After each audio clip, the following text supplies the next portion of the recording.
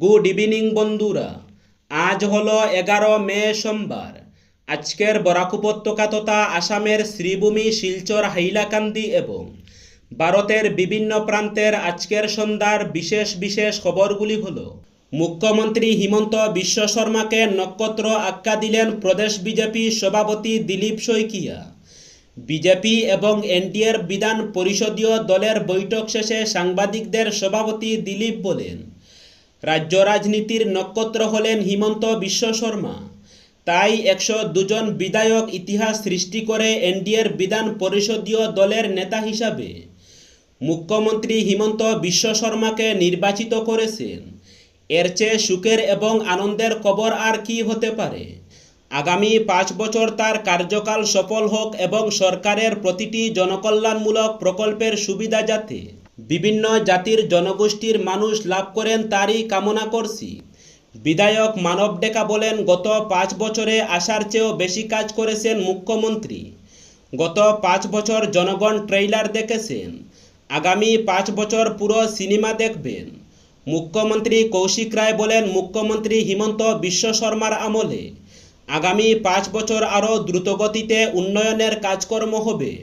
বিধায়ক রাজদীপ গুয়ালা বলেন, আজকের দিনটি ঐতিহাসিক গৌরবেরও বটে। টানা দ্বিতীয়বারের জন্য মুখ্যমন্ত্রী পদে নির্বাচিত হয়েছেন মুখ্যমন্ত্রী হিমন্ত বিশ্ব শর্মা। তার নেতৃত্বে অসম আরও এগিয়ে যাবে তারই কামনা করছি। আগামী 12 মে রাজ্যে তৃতীয়বার শপথ নিতে চলেছে বিজেপি সরকার। শপথ গ্রহণ অনুষ্ঠান সরাসরি দেখতে শিলচর থেকে 400 বিজেপি কর্মী সদস্য গুয়াহাটি যাচ্ছেন। বিজেপির কাছাড় জেলা সভাপতি থেকে শুরু করে বিভিন্ন মোর্চার সভাপতি, সম্পাদক মণ্ডল কমিটি, বুথ সভাপতি, শক্তিকেন্দ্র প্রমুখ, পৃষ্ঠা প্রমুখ সহ যাচ্ছেন সাধারণ সদস্যরাও। বিজেপি দলের গোটা টিমকে দিশপুর পাঠাতে একটি বিশেষ ট্রেনের ব্যবস্থা করা হয়েছে। ট্রেনটি ছাড়বে আজ বিকেল 5টায়। বুটে বরাডুবির পর থেকেই কার্যত নিখোঁজ হাইলাকান্দি বিধানসভা কেন্দ্রের কংগ্রেস প্রার্থী রাহুল রায়। নির্বাচনী ফল ঘোষণার পর থেকে তাকে আর প্রকাশ্যে দেখা যায়নি বলে জোরচর্চা শুরু হয়েছে রাজনৈতিক মহলে। এমনকি তার মোবাইল ফোনও দীর্ঘ সময় ধরে বন্ধ থাকায় রহস্য আরও ঘনীভূত হয়েছে। উল্লেখ্য, সদ্য সমাপ্ত বিধানসভা নির্বাচনে হাইলাকান্দি কেন্দ্রে বিজেপি প্রার্থী ডক্টর মিলন দাসের কাছে প্রায় 55,000-এরও বেশি ভোটে পরাজিত হন কংগ্রেস প্রার্থী রাহুল রায়। রাজনৈতিক মহলের একাংশের মতে গণনার আগেই পরিষ্কার হয়ে গিয়েছিল এই আসনে কংগ্রেস কার্যত লড়াইয়ের বাইরে চলে গিয়েছে। ভোট গণনার দিনও কোথাও সেই লড়াকু মনোভাব দেখা যায়নি বলে দাবি অনেকের। রাজনৈতিক বিশ্লেষকদের মতে হিন্দু ভোট ব্যাংকের বড় অংশকে নিজেদের দিকে টানতে ব্যর্থ হওয়ায় রাহুল রায়ের পরাজয়ের অন্যতম প্রধান কারণ। নির্বাচনী প্রচারে ব্যাপক অর্থ ব্যয় ও একাধিক বড় সভা করেও সাধারণ ভোটারদের সঙ্গে প্রত্যাশিত সংযোগ গড়ে তুলতে পারেননি তিনি। বিশেষ করে গ্রামাঞ্চলে বিজেপির সাংগঠনিক শক্তির সামনে কংগ্রেস অনেকটাই দুর্বল হয়ে পড়ে। তবে এখন সবচেয়ে বড় প্রশ্ন হয়ে দাঁড়িয়েছে ভোটে পরাজয়ের পর রাহুল রায়ের হঠাৎ অন্তর্ধান। স্থানীয় মানুষের দাবি, ফলাফল ঘোষণার পর থেকে তাকে হাইলাকান্দিতে আর দেখা যায়নি। তার ঘনিষ্ঠ মহলেও বিষয়টি নিয়ে স্পষ্টভাবে কিছু বলতে রাজি নয়। রাজনৈতিক মহলে এখন জল্পনা, বড় পরাজয়ের ধাক্কা সামলাতেই কি জনসমক্ষে আসছেন না রাহুল রায়, নাকি এর পেছনে রয়েছে অন্য কোনো রাজনৈতিক সমীকরণ।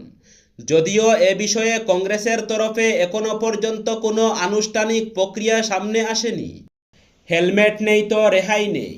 বাড়ি থেকে হেলমেট আনিয়ে শপথ পাঠ করালো রাতাবাড়ি ও রামকৃষ্ণনগর পুলিশ। সড়ক নিরাপত্তায় আপোষহীন মনোভাব গ্রহণ করল রাতাবাড়ি ও রামকৃষ্ণনগর পুলিশ। গত কয়েকদিনে পথ দুর্ঘটনার প্রাণহানির সংখ্যা বাড়তে থাকায় প্রশাসনের পক্ষ থেকে শুরু হয়েছে কড়া নজরদারি। এরই অঙ্গ হিসাবে 2 থানার পুলিশ নিজ নিজ এলাকায় পৃথক পৃথক অভিযানে নামে। তবে এবারের অভিযানের চিত্রটা ছিল কিছুটা ভিন্ন।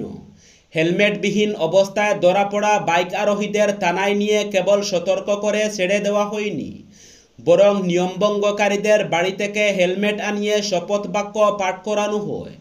তবেই তাদের গন্তব্যের উদ্দেশ্যে যাওয়ার অনুমতি দেওয়া হয়। সম্প্রতি সময়ে এলাকার সড়কগুলিতে বেপরোয়া গতি এবং ট্রাফিক আইন না মানার প্রবণতা আশঙ্কাজনকভাবে বৃদ্ধি পেয়েছে। বিশেষ করে গত দুদিন আগে পাতারকান্দি বাইপাসে হেলমেট না থাকায় এলাকার এক যুব ব্যবসায়ীর মর্মান্তিক মৃত্যুর ঘটনা প্রশাসনকে আরও কঠোর হতে বাধ্য করেছে। এ ধরনের ঘটনার রেশ ধরেই রামকৃষ্ণনগর থানার ওসি প্রিয়ব্রত শর্মা এবং রাতাবাড়ি থানার ওসি চিত্তরঞ্জন বরার নেতৃত্বে পুলিশ বাহিনী বিভিন্ন গুরুত্বপূর্ণ মোড়ে নাকা চেকিং চালায়। অভিযানে হেলমেটহীন আরোহীদের আটক করে থানায় নিয়ে যাওয়া হয়। আটক ব্যক্তিদের সাফ জানিয়ে দেওয়া হয়, মাথার হেলমেট না থাকলে কোনোভাবেই চাকা ঘুরবে না। ফলে নিরুপায় হয়ে অনেকেই বাড়ি থেকে পরিজনদের মাধ্যমে হেলমেট আনতে বাধ্য হন। অসমে ফের দুর্যোগপূর্ণ আবহাওয়ার আশঙ্কা।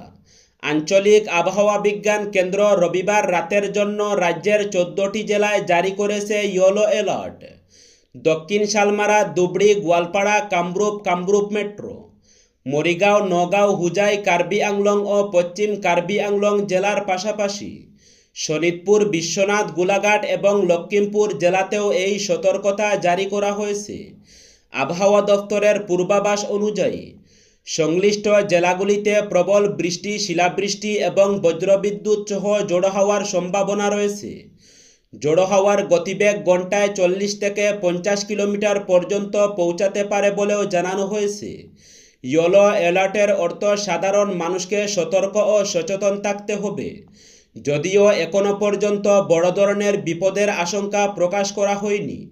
রাজ্য সরকারের দুর্যোগ ব্যবস্থাপনা বিভাগ পরিস্থিতির উপর নজর রাখছে বলে জানা গেছে।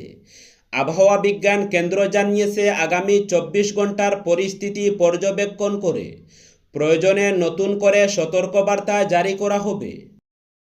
উত্তর পূর্ব সীমান্ত রেল 30 এপ্রিল থেকে তার নেটওয়ার্কের অধীনে বেশ কিছু অতিরিক্ত মেল এক্সপ্রেস, প্যাসেঞ্জার, ডিএমইউ এবং দীর্ঘ দূরত্বের ট্রেনের সময়সূচিতে একটি গুরুত্বপূর্ণ সংশোধনমূলক পদক্ষেপ গ্রহণ করেছে।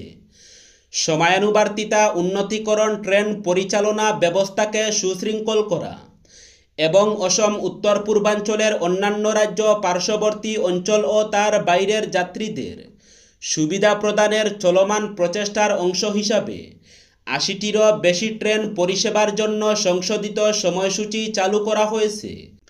এই পরিবর্তনগুলো উত্তর পূর্ব সীমান্ত রেলে চলাচলকারী বেশ কয়েকটি গুরুত্বপূর্ণ ট্রেনকে অন্তর্ভুক্ত করে। সময়সূচি সংশোধন করা ট্রেনগুলির মধ্যে রয়েছে গুয়াহাটি নাহারলগুন জনশতাব্দী এক্সপ্রেস, আগরতলা আনন্দবিহার তেজস রাজধানী এক্সপ্রেস এবং শিলচর নিউ তিনসুকিয়া এক্সপ্রেস। শিলচর সদর পুলিশ গোপন সূত্রের ভিত্তিতে মাদক বিরোধী অভিযান চালিয়ে তারাপুর থানার অন্তর্গত শিলচর রেল স্টেশন সংলগ্ন অন্নপূর্ণা ঘাট এলাকা থেকে 2 মাদক পাচারকারীকে গ্রেফতার করেছে। ধৃতরা হলেন বক্তার উদ্দিন লস্কর ও রঞ্জনা বেগম লস্কর। তাদের কাছ থেকে 5টি সাবানের বাক্সে লুকিয়ে রাখা 52 গ্রাম হেরোইন এবং 2টি মোবাইল ফোন উদ্ধার করা হয়েছে। জব্দকৃত মাদকের আনুমানিক বাজার মূল্য 25 লক্ষ টাকারও বেশি। পুলিশ ধৃতদের থানায় নিয়ে গিয়ে জিজ্ঞাসাবাদ চালাচ্ছে। গরু বাঁচাতে গিয়ে নিয়ন্ত্রণ হারিয়ে উল্টে গেল ইলেকট্রিক অটোরিকশা, গুরুতর আহত এক মহিলা। আজ সকালে বিজয়পুর এলাকায় এই দুর্ঘটনাটি ঘটে। জানা গেছে, বড়খলা থেকে শিলচরের দিকে আসছিল একটি ইলেকট্রিক অটোরিকশা। হঠাৎ রাস্তায় গরু চলে আসায় সেটিকে বাঁচাতে গিয়ে চালক নিয়ন্ত্রণ হারিয়ে ফেলেন। এরপর রাস্তার পাশে উল্টে যায় অটোটি। দুর্ঘটনায় গুরুতর আহত হন মমতাজ বেগম, বয়স 55 নামে এক মহিলা যাত্রী। স্থানীয়রা দ্রুত উদ্ধার করে প্রথমে বড়খলা হাসপাতালে নিয়ে যান। পরে অবস্থার অবনতি হওয়ায় তাকে শিলচর মেডিকেল কলেজ হাসপাতালে রেফার করা হয়। প্রতিদিনই এই সড়কে অবাধে গরু ছাগলি ঘোরাফেরা করায় বাড়ছে দুর্ঘটনার আশঙ্কা। স্থানীয়দের দাবি, প্রশাসন যেন দ্রুত ব্যবস্থা নেয়।